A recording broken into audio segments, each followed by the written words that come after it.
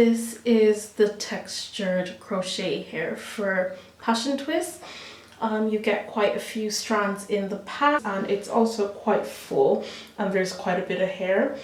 You can use one strand for your passion twist. You would get about something this size, which I believe is medium width, and you don't have to use multiple strands to actually create that size. So that's what I love about this hair. And it's also textured, so lovely texture and still soft, and it is perfect for natural hair. I'm gonna say that now. So I did create two samples. I did this textured sample, which does not slip, and it is better for natural hair as it blends in more. And then I created this sample, which is it's more of a silky texture. So this is the texture that people normally use for passion twists.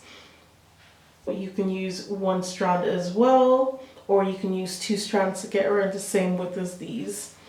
But whichever one you prefer, like I said, the texture one's better, it lasts longer and it doesn't slip.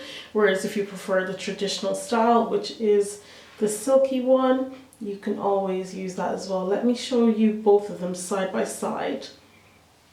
They both have a nice luster to it and they're both soft. This is the textured and this is the silky. The thing I like about this hair, well, both of them, is because there's more strands, you actually need less packs to do your twists. I would say about 5 to 6 packs max. You don't need to use more than one strand unless you want like jumbo ones, especially for these, then you would use 2 strands. But if you want just medium size, you can use 1 or 2 strands of this.